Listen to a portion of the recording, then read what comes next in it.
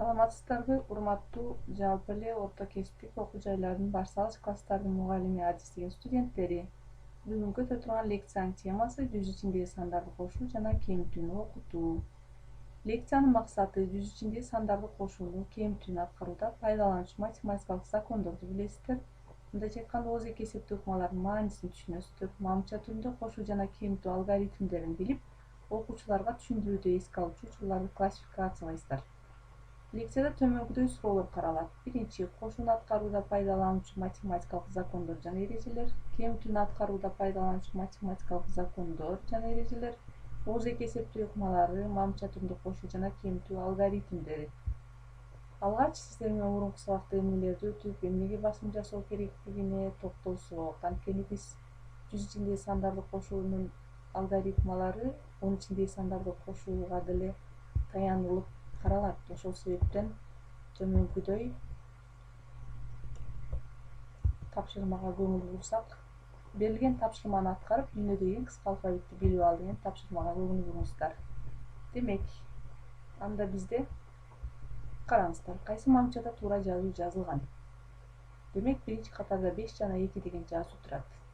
Ал он ичиндеги сандарды окутууда биз 5 жана 2-ни кандайдыр бир сандын курамы катары карайбыз. Демек, экөө биригип кайсы санды берет бизге? 7 деген санды берет. Ошондуктан бул жерде R деген тамга туура болуп эсептелет. Буну эстеп туруш керек, анткени биз соңунда кайсы бир сөздүн маанисин алабыз. Андан кийинки катарда 1, 2, 3, 4, 5, 6, 7, 8, 9 цифралар. Демек, бул кимдер эң алгач ойлоп тапкан математика илимине киргизген цифралар болуп эсептелет. Арабпы, оруспу же грекпи? Албетте бул араб цифралары. Демек, араб цифралары О тамгасы туура келет экен. Берилген сандан кийинки санды алуу үчүн, демек биз аны улам алдыдан кийинки санды алуу үчүн канчаны кошушубуз керек? 7ден кийинкини алыш үчүн канчаны кошушубуз керек? Бул жерде көрүп тургандай варианттардын ичинде бир кошуу деген Т тамгасы турат. Берилген сандан мурунку санды алуу үчүн эмне кылышыбыз керек? Демек, жана мурдагы аналогиялуу турда биз кийинки санды алуу үчүн 1ди кошсок, мурунку санды алуу үчүн 1ди кемитет экенбиз. Эстеп көрүңүздөр, биринчи катарда R деген тамга туура болду, экинчиде О деген тамга туура болду, үчүнчүдө Т, төрттө 1ди О. Эки орунду сандарда кароолдун милдетин аткарган цифра кайсы цифра бул? Демек, биз 0 деген санды маанилүү эмес цифра деп эсептейбиз. Ошондуктан бирок эки орунду, көп орунду сандарда бул позициясын, ордун жоготуу маанилүү болуп эсептелгендиктен ошол жерде кароочулук кызматты аткарып, ал 0 маанилүү эмес цифра болгону менен анын позициясы бар деп биз ошол 0 цифрасын жазууга туура келет. Ошондуктан бул К тамгасы экен. Андан кийин ар бир сандын өзүнүн канча аз курамы бар. Демек, каалаганда 10 ичиндеги сандардын курамын биз окуучуларга тааныштырууда сөзсүз 1ге аз курамы бар деп айтабыз. Мисалы, 9 деген сандын өзүнөн 1ге аз 8 курамы бар, 2 деген сандын өзүнөн 1ге аз 1 деген курамы бар. Башкача айтканда 2, 1 жана 1ден гана куралат. Ошондуктан бул жерде туура жооп А тамгасы болуп эсептелет экен.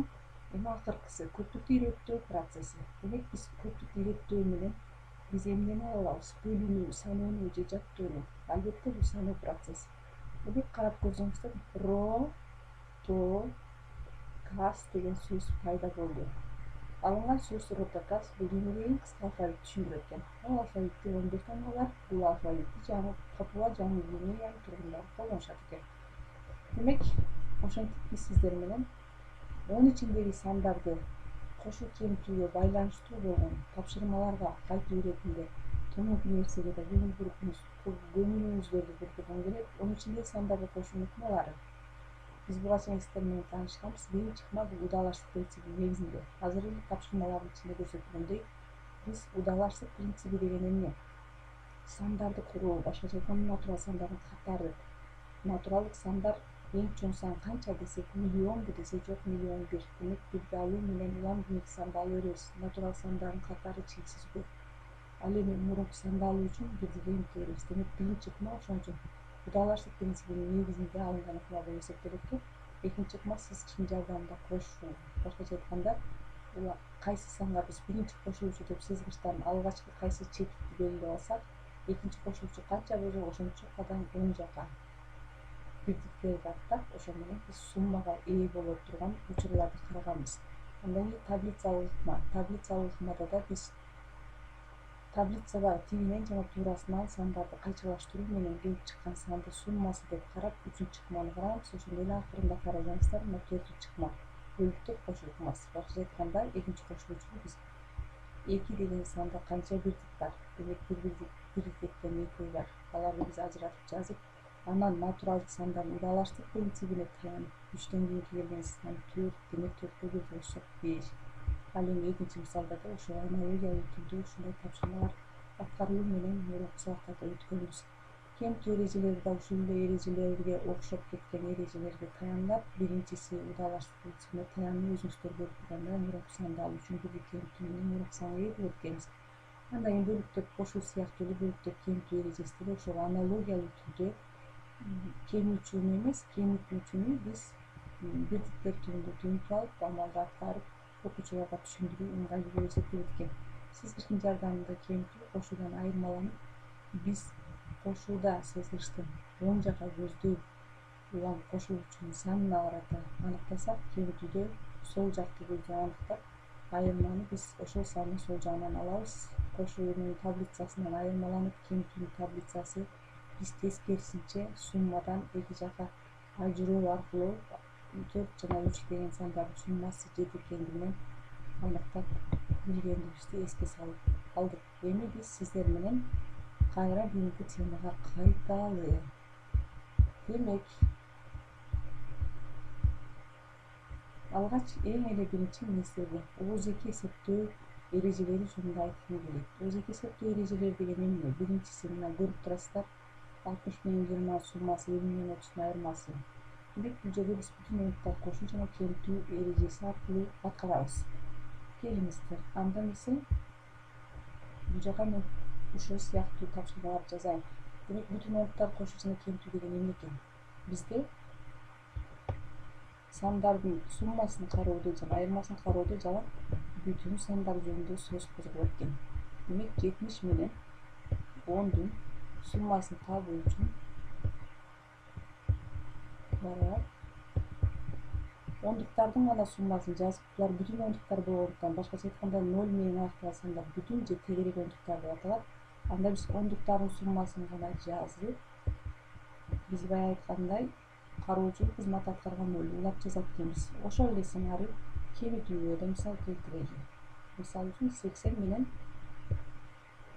30дун айырмасы. Демек, мында да тегерек ондуктар же бүтүн ондуктар болуп жатат. Биз тиешелүү ондуктардын айырмасын кемитип, ал эми бирдигибиз 0 болгондуктан, ал 0 өзүнүн позициясын жоготпойт. Ошол себептен айырма 50 болуп келип чыгат экен. Андан кийинки учурду караңыздар. Демек, сандын бирдиктерин же ондуктарын кошуу. Башкача айтканда 34 менен 20нын суммасы. Ошол эле сыңары мисал алып көрөлү. 47 менен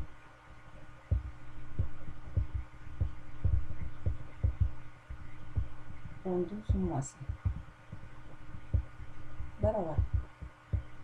Демек, сандын бирдиктерин же ондуктарын кошот экенбиз. Башкача айтканда, биз азыр ондуктар гана кошулат. Анткени бирдиктердин экинчи кошулуучунун бирдиги 0 экен. Ошол себептен биз окуучуларга түшүндүргөндө көрдүңөр, бул жерде биздин ондуктарыбыз 4 жана 10. Демек,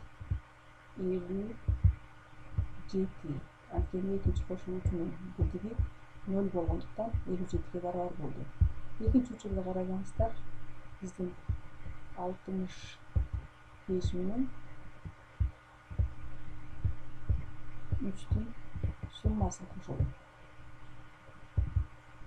3дүн суммасын табалы. Демек, барабар 68. Анткени биз бирдиктердин гана суммасын таап, ондукту өзгөртпөйт экенбиз. Анткени экинчи кошулуучунун ондугун биз көргөн жокпуз. Же болбосо, экинчи жол менен сиздерге түшүндүрүп берейин. Бул жерде биз балдарга түшүндүрүүдө көбүнчө курам жөнүндө, курамды эске алуу менен түшүндүрүү өтө маанилүү болуп эсептелет. Мисалы үчүн, ошол эле 34 менен 2нин суммасын жазайын. Демек, 34 жана 2 сандарынын суммасы.